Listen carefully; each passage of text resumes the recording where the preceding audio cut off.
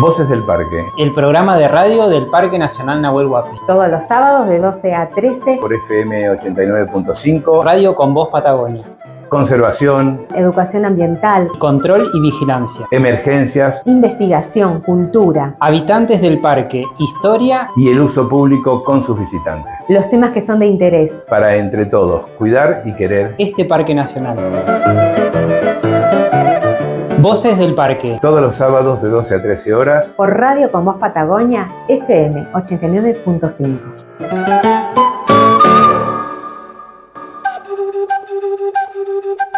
¿Cómo andan? Bienvenidos a un nuevo programa de Voces del Parque. Gaby Chumsky, ¿cómo estás? No me va a salir nunca, te juro. Corrigiendo de a poco.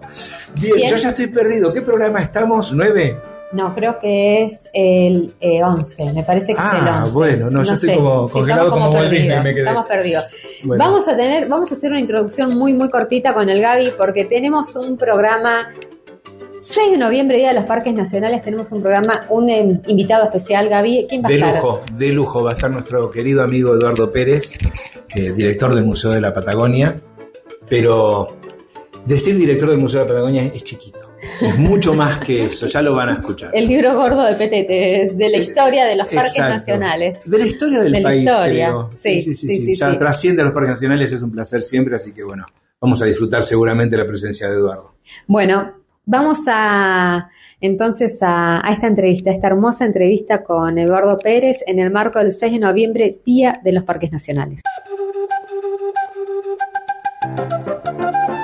Bueno, como contábamos hace un ratito, 6 de noviembre, Día de los Parques Nacionales, y queremos hablar, siempre decimos por qué festejamos este día, ¿no? Y lo decimos por arriba, la donación de tierras de Francisco Pascasio Moreno, y es algo que es tan simple, pero es tan complejo, tiene tanta historia atrás, y dijimos, vamos a hacer un programa especial de esta fecha, pero ya ahondando en eso, ¿y quién más, o quién mejor que pueda contarnos toda esa historia que nuestro querido amigo Eduardo Pérez, museólogo, parquero, tercera generación de parquero en parques nacionales, ahora dirige el Museo de la Patagonia. Edu, ¿cómo estás? ¿Bien? Bien, acá contento de estar con ustedes y poder contar un poco de esta historia que es tan larga. Por eso solo conocemos una partecita de todo esto, que es la Carta de Donación y ese festejo del 6 de noviembre, pero va mucho más allá de lo que se conoce. Es increíble toda la historia, porque uno puede meterse en la vida de Moreno como explorador, como creador del Museo de la Plata, como una persona que recorrió Patagonia desde 1870 en adelante, empezó a recorrer por la costa, por toda la provincia de Buenos Aires, por el río Chubut, el río Santa Cruz, que llegó hasta la cordillera. Pero bueno, es la suma de toda una vida, por lo menos para esta carta. Era como que se lo debía al Estado que en un momento lo contrató. Uno lo ve así desde todo lo que empieza a recorrer con lo que nos dejó Moreno, ¿no? Contanos de esa historia de Moreno, porque es tan interesante sobre cuán joven que era él, por ejemplo, cuando llega al lago Nahuel Huapi. Contanos sobre los inicios de Moreno. Moreno tiene viajes previos, de hecho empiezan a aparecer estos nombres como el capitán Moyano, que era el capitán de una embarcación que lo traslada por la costa, pero él ya tenía planificado y de hecho tenía muchos contactos en Buenos Aires con la Sociedad Científica Argentina y decide en un momento armar un viaje con su sede estaría en Carmen de Patagones, pero armar un viaje para llegar al lago Nahuel Huapi, que era tan conocido, que era el gran lago que estaba buscando, pero la idea de él era pasar hacia el otro lado de la cordillera. Hace esta empresa, y no vino solo, vino con mucha gente detrás, también hay Liborio Bernal, que estaba como jefe en algún momento de Carmen de Patagones, lo acompaña en todo este viaje, este proceso, y está en los relatos en sus libros y en sus experiencias del viaje, de su primer viaje al Nahuel Huapi, y del cual después es toda esta historia y se enamora del lugar. 1972 fue, ¿no? Eso fue en 1875. 1800. Es increíble porque justo ahí nosotros tenemos un revólver escrito con aguja. El revólver está escrito todo el itinerario de viaje desde que salió el 24 de septiembre del 75 de Buenos Aires hasta llegar el 22 de enero de 1876 a las costas del Nahuel Huapi, y está la bandera que flameó por primera vez ahí en las costas. O sea, más emblemático que eso no hay. De hecho, está el plano que lo elabora después de 1880 con todos esos lugares que él visitó y que creo que son importantes para él porque están escritos en el arma. Desde que sale de Buenos Aires hasta el Nahuel Huapi, él tiene el relato de todo. Escrito en esa arma. Está escrito en aguja al costado. Con una aguja escribió desde que salió de Buenos Aires y empieza ese viaje por las Flores, por la barranca de Balcheta, por Carmen de Patagones, por Chalcún, Jeyún, Mansala, Jeyún, que son nombres que uno ya los maneja porque justamente los cuenta, pero son nombres específicos y que en Quentreu hay lugares que Caleufu, el río Caleufu, donde se encuentra con Sayhueque, que es el que le da el pase o la habilitación para que él venga por 3 días al lago para después volver. Él tiene que volver, él no se quedó mucho tiempo visitando el lago. Después en el segundo viaje en los 80 sí, llega al lago, lo recorre, de ahí lo toman prisionero y ahí empieza toda esta historia también que viene después. Pero él nunca dejó de venir a este lugar, de hecho se enamora del lugar. Se enamora y bueno, este lugar que mencionás, Edu, cuando él llega al lago Nahuel Huapi, es el monumento que conocemos en el río Limay, cuando todos pasamos por ahí, ¿no? En las nacientes del Limay, que está el monumento, la bandera, y decimos qué lindo, además la vista es maravillosa, pero imagínense qué habrá sentido Moreno cuando llegó y se encontró con todo eso, después de venir estepa, bueno, es uno de los momentos claves, 22 de enero, que además también recordamos. Sí, todo, esos son fechas importantes dentro de nuestra historia como parquero, ¿no? Pero no solo eso de llegar y visitar el lugar, sino que Moreno marcó muchas cositas en el territorio. Pero, a ver, es como el inicio de todo este proceso en el cual él participa, esta experiencia que él tiene de visitar el lugar, de conocer la gente, de saber quiénes eran todos los que estaban en el territorio, es lo que después le da el aval para poder trabajar para el Estado Nacional en la cuestión del límite, pero después que pasa lo de la campaña y que todos los fuertes empiezan a ocupar y a empezar a colonizar el espacio, él con esa experiencia a él le sirve para ser jefe de comisión, el jefe de la Comisión de Límites Argentina. ¿Ya en qué año hablamos ahí, Edu? Y ya estamos hablando, porque ya las leyes en cuestión de límites empiezan desde 1885, empieza todo este proceso de el marcaje del territorio. Delimitar el país, digamos. Delimitar el país, ya en 1884 ya está delimitado los territorios nacionales. El territorio de Río Negro, el territorio de Neuquén, el territorio de Santa Cruz, ya estaban delimitados. Lo que sí tenían que cerrar eran los límites con la República de Chile. Y ahí inician los trámites con Cancillería entre los dos países, y recién a mediados de 1890 es donde se establecen las comisiones, con los jefes de comisión, con los líderes experimentados. Por el lado argentino estaba Moreno, por su experiencia, y del lado chileno estaba Diego Barros Arana, que era un especialista, había escrito libros sobre la historia de Chile y tenía todo, era mucho más veterano que... Bueno, esa lucha también está en ese trabajo durante más de 10 años, que también fue toda una movida para Moreno, porque Moreno no se iba a quedar solo en Buenos Aires. Él había planeado viajar a Chile con su familia para trabajar con la Comisión Chilena para establecer todo este recorrido que van a hacer con los grupos. Con muy mala suerte que cuando fue para Chile, la mujer, la señora Ana Varela, fallece allá. O sea, los hijos, se tienen que hacer cargo de los hijos. O sea, vean toda esa complicación. Estamos hablando de 1896, 97. ¿Él tendría cuánto? ¿30 años? ¿30 y pico? Él nació en el 52, o sea que estábamos con 40 años. 40. Y con 4 hijos a cuesta, tenía que velar por sus hijos, más su trabajo porque él era director del Museo de la Plata. Tuvo que velar por todo ese tipo de situación. Dirigir, viajar, ir a Inglaterra, volver, y viajar por todo el territorio. ¿Vos te imaginás, ir a Chile, Gaby, volver? lo que está diciendo? Parecía, es que nosotros, quiero hacer un parate acá, porque Edu lo dice como, y nosotros lo vamos a pensar automáticamente en nuestras cabezas como hoy, bueno, viajar, tomarse un avión, qué sé yo. Estamos hablando de épocas donde eran meses y meses de viaje, de incomunicación, donde corría un montón de riesgo la vida de las personas por embarcarte, atravesar diferentes lugares. Estamos hablando de una época totalmente distinta. Hasta lo básico, que esto es algo que siempre en mi familia conversamos, la ropa. Ya el hecho de la ropa.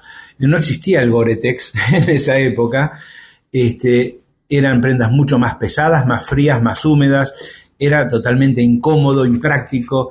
Y la gente que está acostumbrada a escucharme siempre, entiendan que no estoy hablando mucho más que esto porque estoy con la boca abierta. Lo escucho a Eduardo y me quedo con la boca abierta pensando en un tipo con todas las complicaciones que él tenía haciendo la proeza que hizo.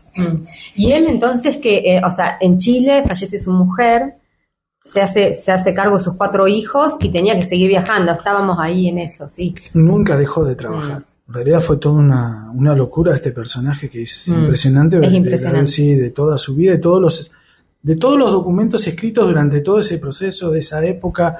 Calculen que tenía que defender toda una causa por el lado argentino, lidiar con su propia gente, porque aparte de él estaba Virasoro, Montes de Oca, que son nombres que después, a medida que quieran ir a visitarnos y ver el museo, y van a empezar a ver nombres que por ahí no están dentro de la historia, pero formaron parte de todas estas comisiones, de la salida. Acá lo conocemos a Frei porque fue como la mano derecha en esta región de Moreno. ¿Cómo sería la escuela que dio Moreno? Que Frei, siendo ingeniero, agrónomo, lo ayudó en todo lo que pudo, se asentó en el territorio, fue el primer intendente encargado del Parque Nacional que a través de su donación esa continuidad no lo hubiera podido llevar a cabo si no había alguien como este personaje, como Frei, con esa extensión, pero como él, que trabajaron en el Museo de la Plata, que eran empleados del Museo de la Plata. Habían otros personajes. Hace poquito tuvimos una exposición en el Museo de la Patagonia sobre Moretó, otro ingeniero de origen francés que trabajó para Moreno, pero él, en vez de quedarse en la cordillera, se quedó en el mar. Y todas las propuestas de armar chacras y hacer los caminos y los puertos, se encargó este señor Moretó. Fíjense el legado que fue dejando con la propia gente que trabajó en la comisión. Y calculen que para hacer todo el relevamiento desde Jujuy hasta Tierra del Fuego era esto. O sea, teníamos que cerrar los números y cerrar... Tremendo. Nosotros tenemos en nuestras colecciones, hay 5 tomos, gruesísimos, pesados, pesan casi 10 kilos. Todo junto pesa como 10 kilos. Estuvimos hace poquito revisando con unos compañeros porque están buscando información. Todo el tiempo buscan información sobre diferentes lugares que recorrieron la Comisión de Límite y más sobre glaciares y volcanes y picos más altos. Todo eso se encargaron personas con teodolitos a cuesta, con trípodes, con todo ese material a cuesta para medir, triangular, y no le erraron en mucho en la construcción de esos planos. Pónganle. Uno agarra y despliega el plano y lo compara con un mapa satelital, no hay mucha diferencia. Increíble. Esto es a caballo, increíble, triangulando y haciendo todo el relevamiento con altímetros y todo. Así que, chicos, y acá no se puede decir como con las pirámides que dicen por ahí fueron extraterrestres. No, estos fueron terrestres con un coraje enorme y un compromiso envidiable. Sí, registros de todo eso. Llevan hasta cámaras fotográficas. Calculen, cámaras fotográficas. Que no eran camaritas, eran cámaras. No era un celular. Los lentes de alta. O sea, tenías que cuidar los lentes, que no se te partieran los lentes de las cámaras, que no se te rompiera ningún tipo de material de lo que llevaba, de un altímetro, de un barómetro, de un... Todo. Todo eso lo llevaban a lomo de mula, con un grupo de personas que iban detrás. Y bueno, uno también, mi papá me cuenta que mi abuelo, no por parte de no eran Pérez, sino los catalanes, mi abuelo catalán estuvo en la comisión de acá de Emilio no te Frei. puedo creer. Estuvo en la comisión, fue asistente, y era de origen chileno, pero trabajó para la comisión argentina, Evandro Catalán. Y bueno, él era uno de los cargueros, de los que lo ayudaban a esta gente a cargar todas las cosas para que los especialistas tomaran medidas. Y Edu, ¿cuánto tiempo llevó? ¿En qué momento arrancó esto de decir vamos a establecer estos límites que pasen por las altas cumbres y no por la divisoria de aguas? ¿Cuánto tiempo llevó ese proceso? No, llevó 10 años, 10 porque 12 años en realidad, porque desde Sí. 1894, Sí. 95, 96 era todas las reuniones. Pero cierra todo en 1907, porque en 1904 más o menos como que preparan todo, pero en 1907 se cierra todo el paquete completo, porque es en el momento en donde el Estado argentino y el Estado chileno ya deciden cuáles son los límites reales. Y en donde establecen también poner consulados en toda la línea de frontera. Entonces, una fecha importante es 1907 porque el consulado chileno se establece en Bariloche y ya se sabía muy bien la línea de fronteras, dónde estaba cada uno. Y después, si uno empieza a ver, tenemos 2 libros que llegaron hace poquito de la colección Frey, que es muy chiquitito, son 2 pequeños tomos, que son tomos, bueno, aparecen todos los hitos ubicados por toda la línea de frontera, medidas, ubicación, en qué altura están. Y vos decís, no puede ser, sí, están todos. Y es lo que hacía esta gente, digamos. O sea, hay que Claro. rescatar que son documentos históricos. Con el aval argentino, el aval chileno, más el arbitraje inglés. O sea, todo esto avalado para que nosotros. Igual existieron algún que otro problema, que son los que resolvieron en los años 90. Eran el Laguna del Desierto, Palenas, quedaron ciertos, como 20, que se cerraron ahora último con las poligonales, con un convenio entre Argentina y Chile, y se cerraron todo eso, pero calculan, de toda una extensión de cordillera, solo 23 sectores que no se pudieron arreglar. Estamos hablando de miles y miles de kilómetros. Miles y miles de kilómetros a donde este equipo trabajó del lado argentino y del lado chileno, para que más o menos tengo una idea de armar una exposición sobre la Comisión de Límite y todo el trabajo. Y material tenemos. Hay una bandera argentina y una bandera chilena que guarda Moreno dentro de sus objetos personales, porque era la bandera argentina y la bandera chilena que desplegaba cada vez que se encontraban las comisiones. Increíble. Cuando él estaba. Está la bolsa de dormir de Moreno, una cosa increíble, no sabe, botoneras, un paño para cubrirse de los insectos, una locura. Un todoterreno total, una palangana de goma, una palangana de goma en 1900, 1890, una palangana de goma para lavarse la cara, un cuchillito de plegable para guardar dentro de su mochila, de su bolso.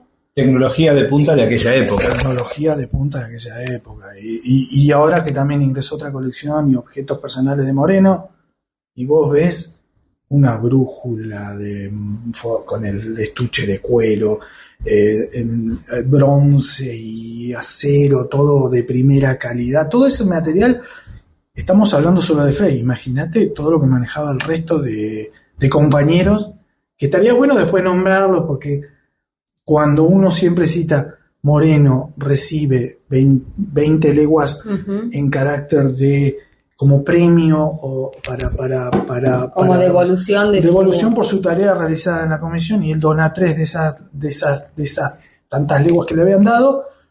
Es la suma de todo un trabajo que llevó 12, 15, 20 años y nunca dejó de trabajar en eso. Inclusive ya después de haber trabajado en eso, la grandeza de la persona que, habiendo recibido esta compensación por las leguas que le dona el Estado Nacional, decide donar él parte de eso para la creación de un parque nacional, lo que después fueron los parques nacionales. O sea, una grandeza de espíritu envidiable también.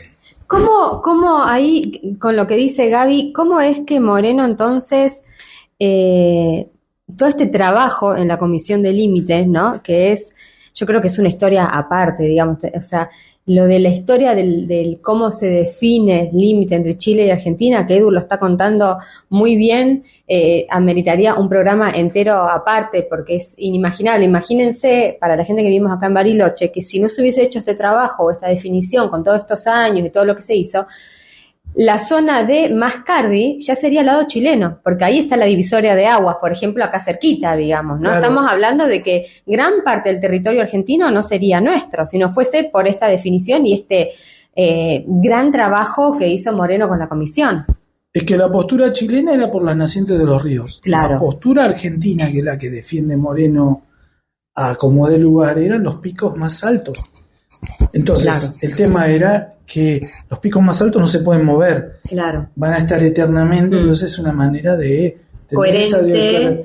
Mientras que del lado chileno, al tener que las nacientes de los ríos van para el Pacífico y van para el Atlántico, les correspondería a ellos porque, bueno, ellos también tenían toda una carrera histórica de las incursiones que habían tenido desde la Capitanía de Chile. Tenían mucho respaldo desde lo histórico y desde esto, de las nacientes, pero Moreno hace una jugada que es la que más se conoce con el río Fénix acá, y con la ayuda de la comunidad y del grupo de Gaiman y Trelew, todo este grupo de gente que lo ayuda para en una noche cambiar el surco del río del Fénix. ¿Qué hacen en una noche? Lo que le propone es esto. Se puede cambiar el surco, entonces vos podés ganar terreno a medida que... Bueno, en una noche le cortaron un camino al río y el río buscó por otro lado. Entonces él al otro día demostró que los ríos se pueden cambiar. Podés cambiar el surco y podés ganar terreno. Gracias. ¿Eso lo hizo Moreno? Eso fue idea de Moreno y lo llevó a cabo con este grupo de personas. Era brillante. Era brillante. Y eso fue lo que le mostró a Holmes. Igual no le ibas a enseñar mucho a los británicos y a los ingleses que sabían todas. Ya lo venían, tenían como un par de siglos de batallas. Claro, ya tenían siglos de batallas y de ganancias de terreno. Pero ¿cuál es la...? Es que él en una noche te cambió... Claro, es lo que quería demostrar. Esto no puede mover el pico de una montaña. Claro, pero... eso habilitó a que cuando se tomó la decisión ganara la opción argentina y no la chilena. Y eso, bueno, fue un antes y un después. El río Fénix y hay fotografías de todo ese proceso donde se cambia el río y se hace... Bueno, ¿en serio las tienen ustedes? Está la foto del río Fénix antes y después. Increíble. Pero... Es como entrar en ese mundo, todo es historia, ¿viste? Que no terminarías nunca de contar. Esto es solo Comisión de Límite, porque nos fuimos para el lado de la Comisión de Límite, que es por la cual él recibe esas tierras. Claro. Pero a su vez también hay otras historias de él con respecto al lugar.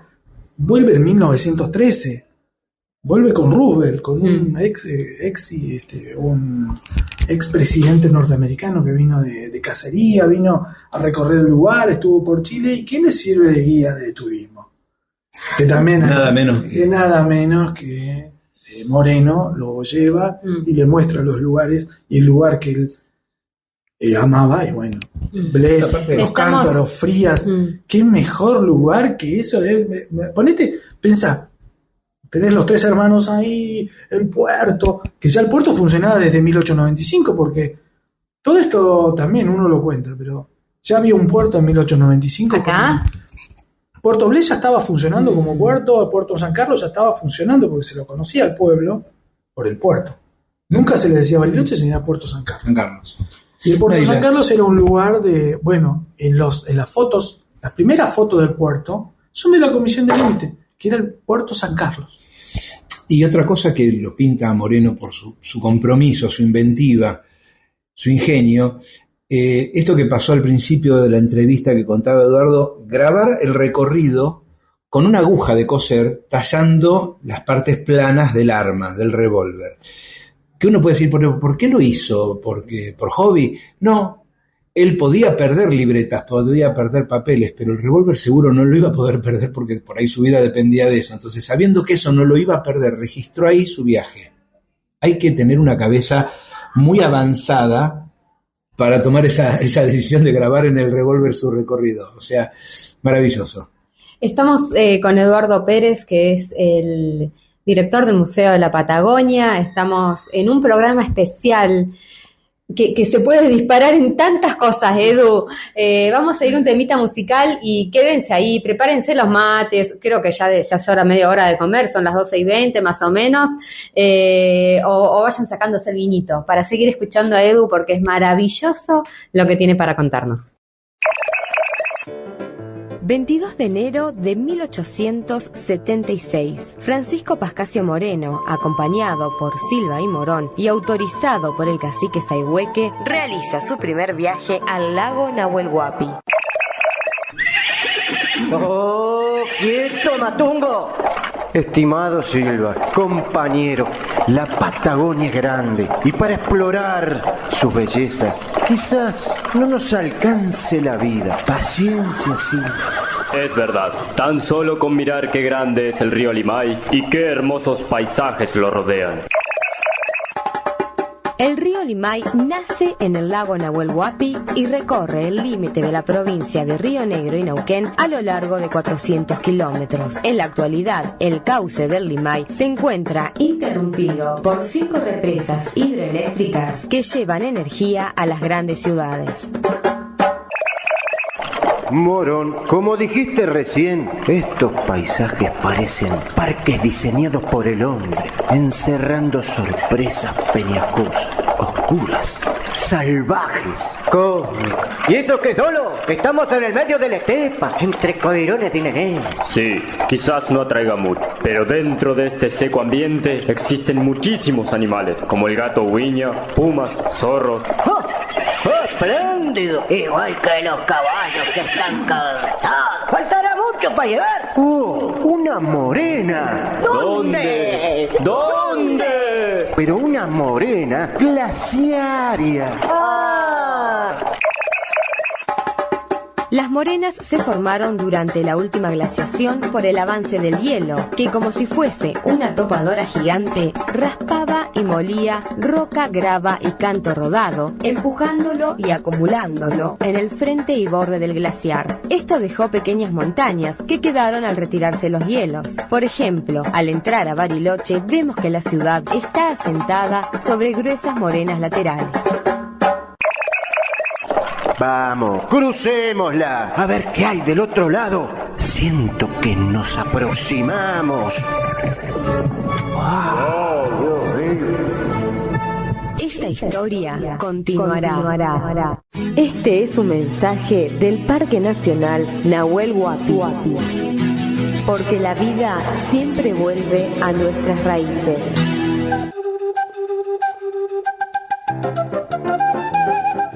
Bueno, seguimos con Eduardo Pérez. Estamos hablando sobre, en el marco del 6 de noviembre, esta fecha del miércoles pasado, queríamos ahondar sobre por qué se festeja el 6 de noviembre, pero no lo que decimos siempre, sino desde dónde viene. Por eso estamos recorriendo y conociendo la historia de Moreno y todas sus implicancias, ¿no?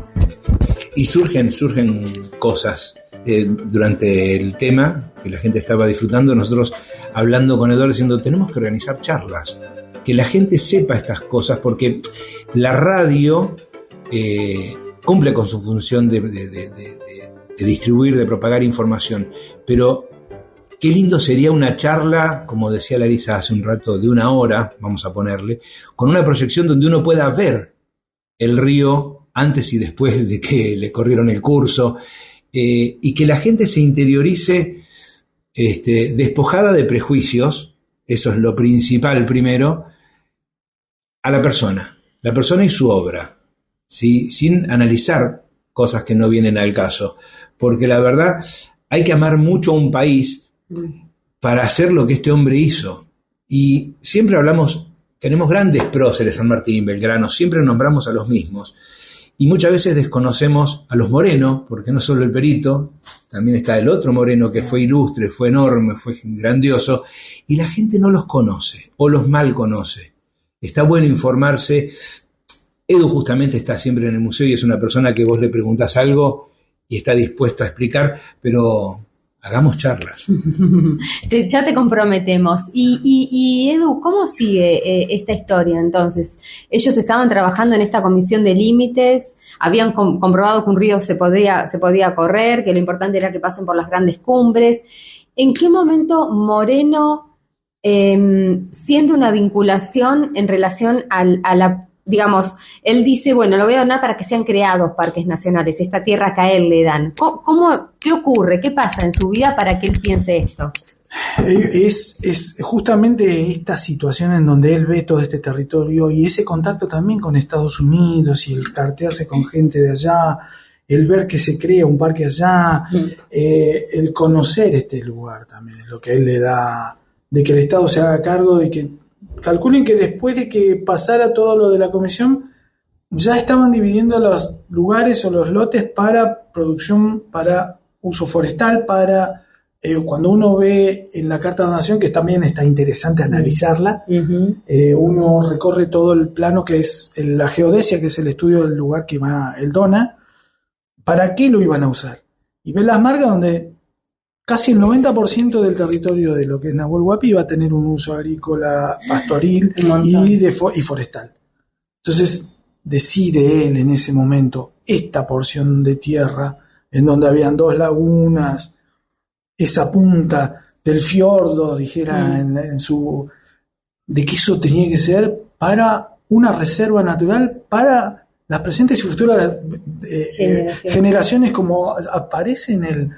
Él lo vio futuro, él vio ese destino de tener un lugar intangible que sea para que todo el mundo pudiera ver y admirar, que era lo que a él le encantó. Justamente ahí es donde está la esencia de la donación, de que ese lugar no lo toquen, que sea solo y que el Estado se encargue de custodiarlo.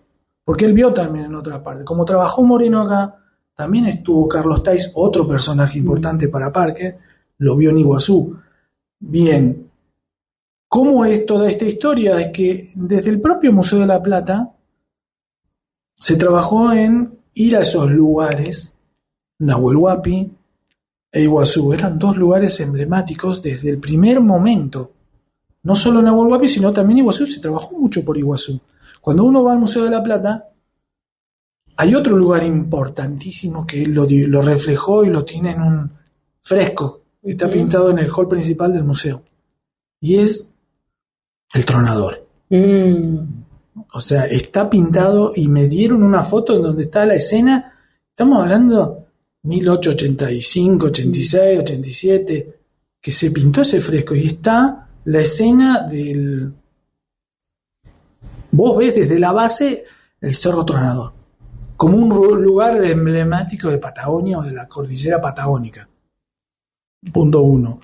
Nosotros tenemos dentro de la colección de Moreno un pintor suizo que era Adolf Metfessel, que era un paisajista impresionante. Bueno, él se encargó de pintar escenas de Iguazú y de muchos lugares del norte porque fue lo que él recorrió. Como no existía la fotocolor, necesitaban de que eso estuviera y que fuera lo más real posible. Entonces, como este pintor y otros pintaron estas escenas, eso es lo que él quería que vieran. La escena ahí en vivo y en directo. Pero también que no se perdiera, sino que pudiera ir la gente a ver, a conocer. Porque él lo recorrió, él lo visitó, él lo vio también. Él se enamoró de esto, ¿no? Él desde los 20 años, 22 años llega a Nahuel Huapi. O sea, calculen 22 años, arriesgarse a venir a un territorio desconocido por muchos. Uno fue el primero en llegar desde el Atlántico hasta el Nahuel Huapi, que era tan conocido el lago, pero nunca nadie lo había visto, porque lo habían visto del lado de Chile. Todos los que viajaban venían del lado de Chile a conocer el lago. Cox, Hess, Fong, todos esos que vinieron para el Nahuel Huapi siempre llegaron desde el Pacífico. Él fue el primero que viene desde el Atlántico. Ojo, no vino solo. Eso también es un error, porque no vino con todo un grupo de gente que lo acompañó, colaboró, estuvo con él, gente que estaba con él. Él fue el que trajo la banderita guardada, él fue el que hizo el trato allá en el Caleufu para pasar y conversar con Sayhueque y con todos los grupos que había en ese lugar, que era en ese momento era el que lo iba a habilitar a venir a ver. ¿Y cómo fue esa historia con Sayhueque que mencionás ahora rápidamente, pero está bueno por ahí profundizar un poco más? Estaban en una época de turbulencia. En 1876 todavía no pasaba nada, sí estaban en la línea de frontera en Buenos Aires. Pero cuando viene la segunda vez ya no. Ya había pasado esto de la avanzada de llegar hasta el Río Negro y de armar los fortines más al sur. Pero estaba la idea de armar los fortines, porque los fortines vienen después de que viene en la segunda tanda Moreno, y ya estaba todo mucho más cambiado. El clima ya era mucha desconfianza porque él venía desde un lugar donde estaban avanzando, entonces lo toman prisionero, y en esa de tomar prisionero surge la historia también del ciprés, el ciprés histórico, que era el que estaba en Béchez y Moreno. Sí. Ahí estaba el ciprés, que era el único ciprés viejo y antiguo, el único árbol en todo lo que es hoy el pueblo, lo que es Bariloche, era el único ciprés grande y de grandes dimensiones, era como el centro del lugar. En este lugar, en el territorio de lo que es hoy Bariloche, estaba el ciprés y Tequel Malalaya, eran los 2 lugares claves de reunión y de encuentro de muchos de los grupos que habitaban todo alrededor de la región, de la zona norte y de la zona sur. Bueno, ahí lo capturan, lo agarran y lo toman prisionero y lo atan a ese árbol. Y de ahí es donde se iba a decidir en la noche o en el día de que, lo iban a sacrificar o lo iban a matar o algo iban a hacer con él. Y él, antes que eso, parece que tuvo ayuda, lo liberan y se escapa. Y es donde toma la balsa y se va por el río Limay, un río abajo, a salvar su vida. Pero tuvo ayuda y colaboración de grupos aliados a Sayhueque, porque los otros no lo querían. Sayhueque, claro. Ahí es donde lo ayuda a él para que pueda liberarse, porque Inacayal también. Y bueno, esa es la historia de él con los grupos que habitaban acá en esta zona. Uh-huh. Pero esta historia es linda justamente porque él después también sigue teniendo relación y contacto con todos ellos. Uh-huh. Y después él hace esta donación, ¿no? ¿Y cómo sigue la historia? Ya en 1903 que él recibe... Cuando él hace la donación, se lo hace el Estado Nacional toma y se arma un expediente. Ese expediente es donde dice entrega de tierras para la creación de un parque nacional. Una reserva natural, y en ese papel aparece Parque Nacional. O sea que desde ese momento, esas 3 leguas cuadradas forman parte ya, es el origen de todo lo que viene después. Y el origen de todo lo que viene después es un trabajo no solo de Moreno, sino de todos los que vienen y los que tratan de habitar el lugar. Se empieza a ampliar porque de 3 leguas cuadradas pasan a 48.000 hectáreas, que esas 48.000 hectáreas son en 1908. En febrero de 1908, con el decreto ley de Figueroa Alcorta, se agregan las 48. Yo no tenía registro de cuáles eran las 48.000 hectáreas.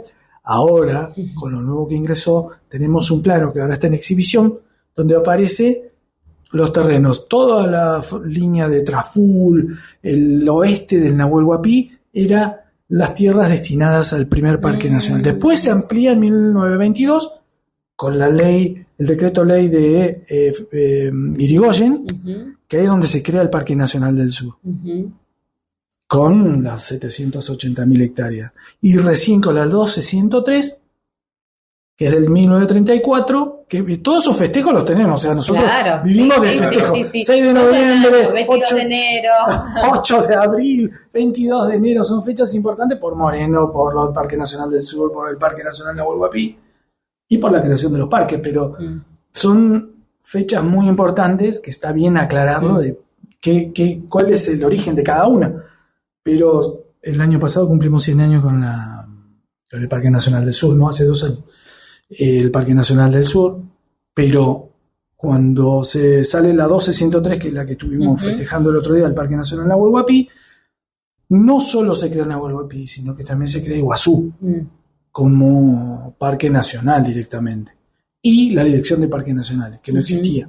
Sí había una comisión pro Parque Nacional previa, y ahí es donde empiezan estos nombres que John O'Connor, Montes de Oca, Anchorena, Lynch, Bustillo, son las familias o la gente que promueve la creación del parque. De la Administración de Parques Nacionales. Sí. A nivel nacional, digamos, ¿no? Claro, de la Administración de Parques Nacionales. Que esa es otra historia también está linda para contar, porque a mí siempre... Ahora me encantó eso, porque cuando nosotros empezamos éramos Dirección de Parques Nacionales. Sí. Eso fue durante 10 años. Después del 44 pasamos a ser Administración General de Parques Nacionales. Un año o 2 años después pasamos a ser Administración General de Parques Nacionales y Turismo. En los 50 pasamos a ser Dirección General de Parques Nacionales. En los 70 pasamos a ser Servicio Nacional de Parques Nacionales y en los 80 pasamos a ser Administración Parques Nacionales. Es hasta ahora como somos. Eso es como somos, es con la APN, pero antes éramos DPN, después era AGPN. Eso es como para que uno, dentro del mundo de los documentos nuestros de parques, vos ya sabés de qué época es el documento, solo mirando el rótulo arriba a ver a qué época pertenecía este parque nacional. O sea, si éramos de dirección, si éramos administración, si éramos dirección general, si éramos servicio, o si somos administración, te indica de qué épocas es. Y con eso, ¿de quién ibas dependiendo? Porque dependíamos de agricultura, de esto, o sea, no sé, de todo. Esa es otra historia nuestra de parques también, porque vos te das cuenta que la seguimos viviendo ahora. Éramos de Ministerio de Agricultura. Sí. Desde que nacimos, con Moreno, éramos el Ministerio de Agricultura. El Ministerio de Agricultura siempre trabajó en pos del Parque Nacional. Hasta que pasó a ser, en el 44, 46, pasamos a ser del Ministerio de Obras Públicas, que lo manejaba Pistarini, que era el general que estaba, el nombre del aeropuerto. El general Pistarini era el ministro de Obras Públicas, porque el Parque Nacional pasó a ser Obras Públicas. Todo lo que se emprendía dentro del parque era obras públicas. Y claro, pero eso fue en la época que se crea Yao Yao y todo eso. No, el Yao Yao éramos dirección y seguimos siendo de Claro, pero ahí se tenía mucho dinero como para poder avalar cada emprendimiento de lo que quisiera. Porque Edu, contanos un poco de eso, de todo lo que hizo Parques Nacionales acá en nuestra ciudad. Claro, por ejemplo, Parques Nacionales del 34 en adelante empieza todo con la ley, la 12113, es que se planifica todo lo que ahora conocemos en el área de caminos, acondicionamiento y arreglo de la parte urbana, de la parte de la ciudad, del pueblo. Se crea la costanera, una escuela primaria, no solo la 16, viste que ya estaba la 16, pero deciden armar también la 71, después pasó a ser 266, se arma y se diseña el movilidad de parques, la intendencia, que es el primer edificio que crea parques. O sea, desde 1936 existe el edificio de intendencia.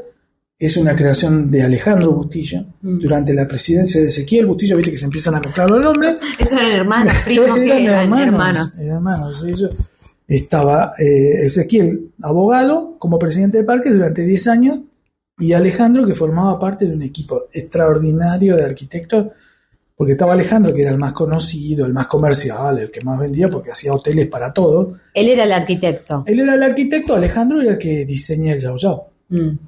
Pero después estaba Ernesto de Estrada, que era un chico joven que vino ya especializado desde Europa, y fue el que trajo la idea del centro cívico, la idea de la costanera, ya lo tenía. Y después tenías un de Cesari, Miguel Ángel Cesari, que él se encargó de hacer todo lo que era el diseño de casas y de casas para los empleados, y fue el que amplió movilidad, el que hizo todo de la aguja y de la...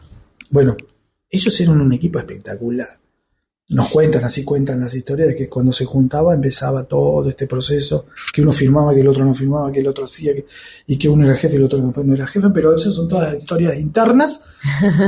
Y después hay después la pelea entre de Estrada y Bustillo de quién era el diseñador porque eso hubo una pelea en los años 90, que en realidad fue el diseño, era de Estrada. De Estrada se le ocurrió este diseño, porque meterse en el mundo de la arquitectura de parques, que ahora, chicos, hay una muestra en el museo que va a estar hasta fin de noviembre sobre los croquiseros. Están croquis de todos los edificios. Divino el trabajo que han hecho. Espectacular. Entonces está la intendencia, movilidad, el centro cívico, toda la obra de parques de los años 40. Bueno, lo impresionante de Estrada es que justamente siguió la línea de traer esta arquitectura europea, tipo aldea, con troncos y piedras y tejas y bueno, toda esa locura. Pero cuando uno se sienta y te pones en el medio de la plaza, en el centro cívico, ves que ningún edificio es igual, no hay simetría, que cada balcón es distinto, que uno está hecho de un tronco completo, otro está cortado, todo, que cada piedra... hasta el dibujo de las piedras, es todo distinto, no hay nada que sea igual. Cada edificio tiene su particularidad, no sé cuál fue, capaz que sí, ya la tenía bien, pero vos analizás cada edificio y es una locura. Nunca jamás me paré a mirar el centro cívico así como me lo estás diciendo, ¿no? O sea, ya me quiero ir al centro cívico a sentarme a ver lo que está diciendo Edu. Cuando terminamos la nota salimos todos vayan al centro cívico y vean la diferencia entre lo que es el centro cívico y la intendencia de parques. Las ventanas, las puertas cuadradas, guillotina en este edificio, en el de intendencia, y las otras no, son puertas, una locura, tipo inglés y el otro tipo francés, o sea, locura. Pero miren toda la diferencia y la idea de cada uno de los arquitectos, ¿ves la diferencia? Y ahí tenemos una invitación a los que nos están escuchando, que está bueno el Parque Nacional, además de todo lo que es la naturaleza, también están estas curiosidades, que hay gente que en la fotografía también le gusta la fotografía de monumentos históricos, de edificios, de lugares, y a mí ya me tienta de ir a observar, a ver estas diferencias que dice Eduardo, fotografiar, estudiar. Está muy bueno, no lo sabía, la verdad que no lo sabía. No, realmente, porque claro, uno ve algo general, piedra y madera, dice, bueno, es todo lo mismo, y en realidad no. Incluso el edificio de la Intendencia tiene grandes diferencias a movilidad, como decís vos, sí. O, bueno, la historia del Yau Yau, que es una historia totalmente... Tiene su propia historia, el Hotel Yau Yau. Así que bueno, estamos acá con Eduardo Pérez del Museo de la Patagonia, haciendo un viaje histórico maravilloso. Nos vamos a un temita musical y ya volvemos para cerrar este programa, por supuesto, con Edu, que nos ha mostrado una pequeñísima parte de toda la historia de los parques nacionales argentinos. Esta es la segunda parte del viaje del Perito Moreno al lago Nahuel Huapi. ¡Wow! Dios mío. ¡Qué lago, eh! ¡Qué montañas! Impresionante. ¡Cuánto verde! ¡Cuánto bosque!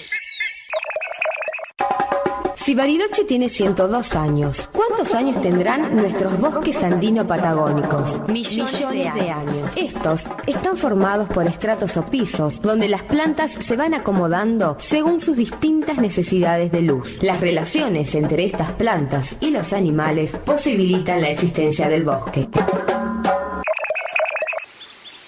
Hemos llegado al lago Nahuel Huapi. ¡Cuánta belleza! Hemos llegado a uno de los lugares más hermosos, donde la naturaleza reina por doquier. ¡Sí! ¡Brindemos por eso! ¡Que estoy tan emocionado!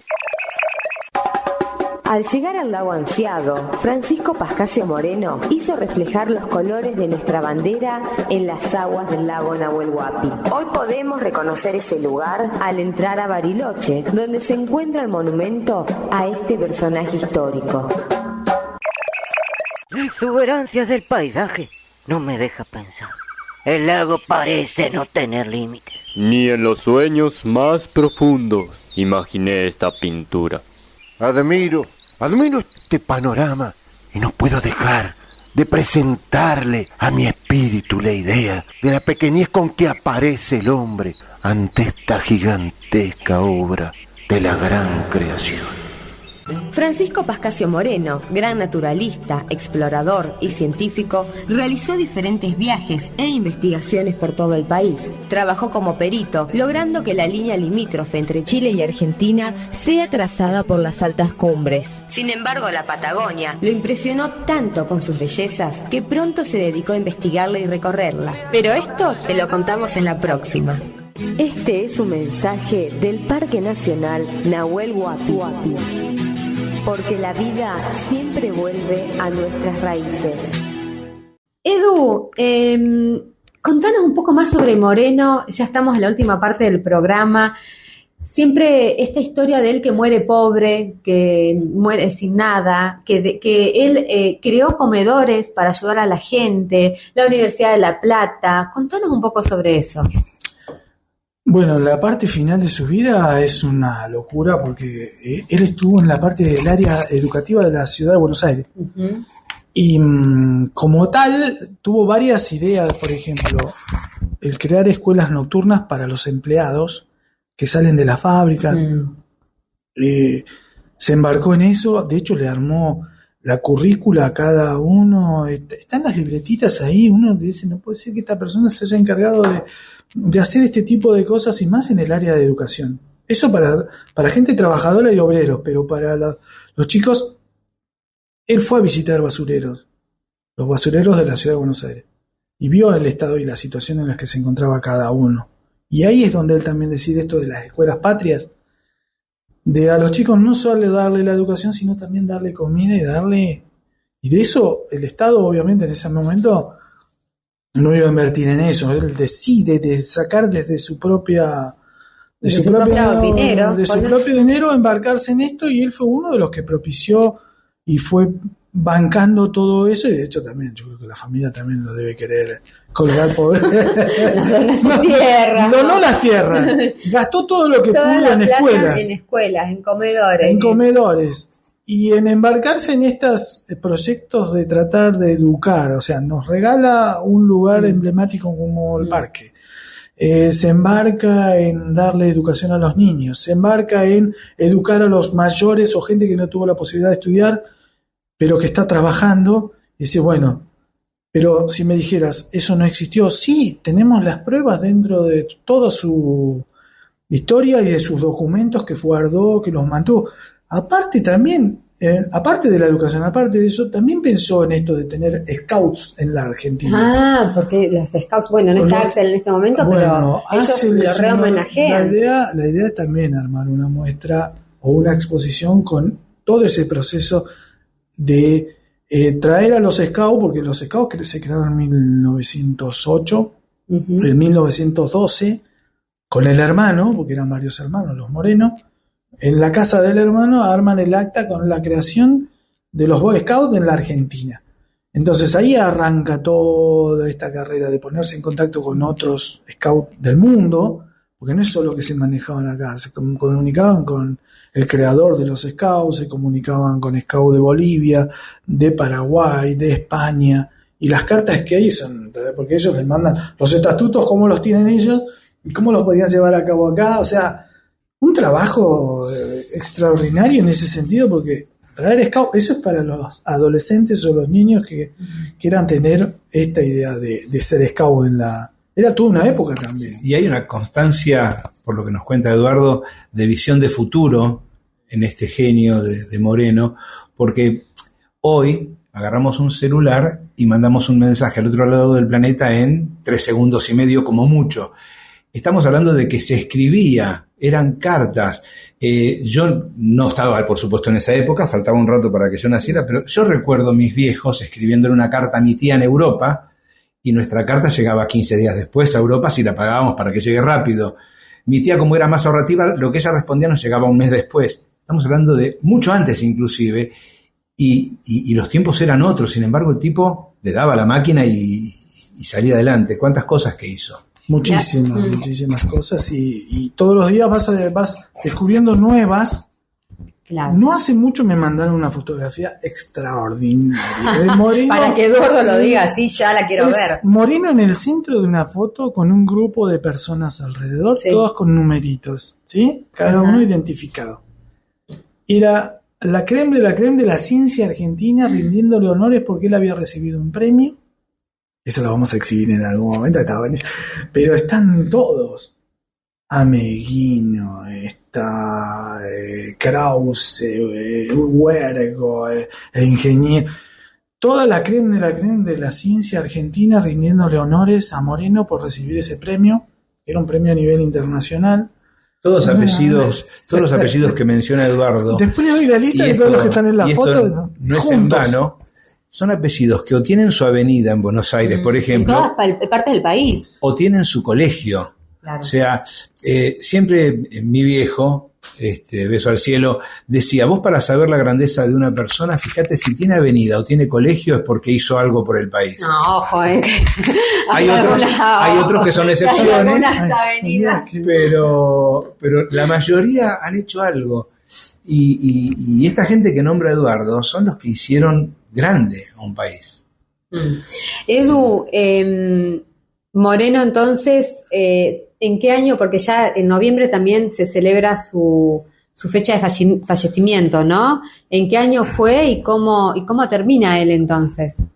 Él fallece en el 1919, pero tengo también fotografías de sus últimos días. Hay una fotografía que uno dice, bueno, cansado, demacrado, pero lo que dejó es lo que a mí me asombra, y de cómo su familia, sus hijos, siguieron, sus herederos en cuestión de su obra continuaron, porque Frei siguió toda una línea.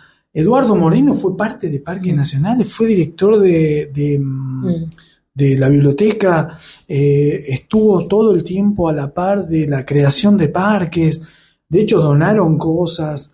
La Universidad de La Plata, que se hace cargo del Museo de La Plata, que también fue una lucha también, porque Moreno no quería que fuera de la universidad, estaba pensando en otras cosas.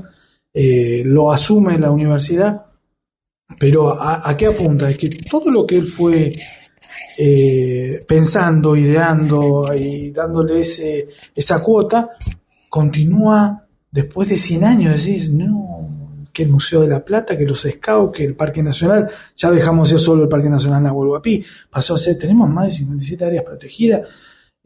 O sea, empiezan con algo chiquitito y terminan con algo mucho más grande. La visión de esta persona, la visión, que siempre es para todos, no es que solo un grupito de personas, que en ese momento por ahí se pensaba en la elite, pero yo creo que lo pensó mucho más allá de eso.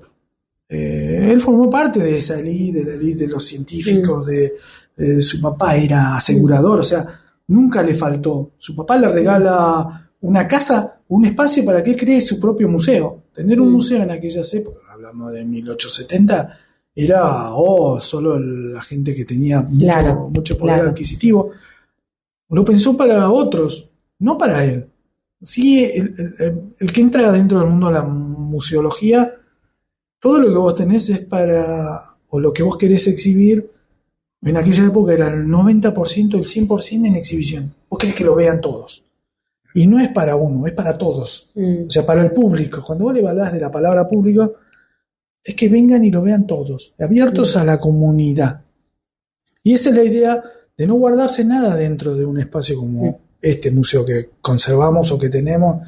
Por eso también esto de las charlas y de las ideas que dicen ustedes, a mí me resulta extraordinario porque no das abasto solo con lo poquito que podés mostrar en exhibición. Hay que salir a comunicar más de la vida de él, más de la vida del resto de los personajes que estuvieron con él, o de las cosas que fueron pasando en Bariloche, en Río Negro, en Patagonia, en Argentina, en Sudamérica. Anda ampliándote y estamos todos relacionados con todo. Lo que pasó en Chile pasó acá. O sea, esa situación, ese ir y venir de los viajeros, de los inmigrantes, de los... Está guardado en fotos, en imágenes, en cartas, en notas, en todo. Y estamos hablando, ya nos quedan apenas unos minutitos para ir cerrando, ¿no? Estamos contando la historia de los próceres argentinos, de aquellos que dirigían el país, por el país, y que no se quedaban con nada, ¿no? Qué diferente que es ahora, ¿no? Porque la verdad es que ahora estamos hablando de otros paradigmas. Justo lo opuesto. Es justo lo opuesto, donde es todo al revés, no hace falta entrar en detalle, pero hay una parte de la Argentina que se puede ver reflejada en cada uno de nosotros y de la gente que nos está escuchando y todo, que es ese país también. Es ese país en donde hubo personas patriotas con todas las letras que pensaron en el país. Y eso cada uno de nosotros lo puede hacer desde su propio lugar, ¿no? Así que, Edu, gracias por estar acá, por venir. O sea, fue una clase magistral. No va a ser la última vez. Siempre es un placer escucharlo y aprender con Edu. Y el consejo, no sé si consejo o que la sugerencia a quienes nos escuchan, aprendamos a no comer cuento, dirían en Venezuela, es una frase muy de allá. Sí, Moreno pertenecía a una élite, pero ¿cómo terminó? Entonces, yo me quedo 1000 veces con un prócer que empieza rico y muere pobre, y no con uno que asciende al poder pobre y termina rico. Y aparte que es muy simple, si alguien quiere explorar, pero seriamente, científicamente, le hace falta tener guita, vamos a decirlo en criollo. Sin plata no podés.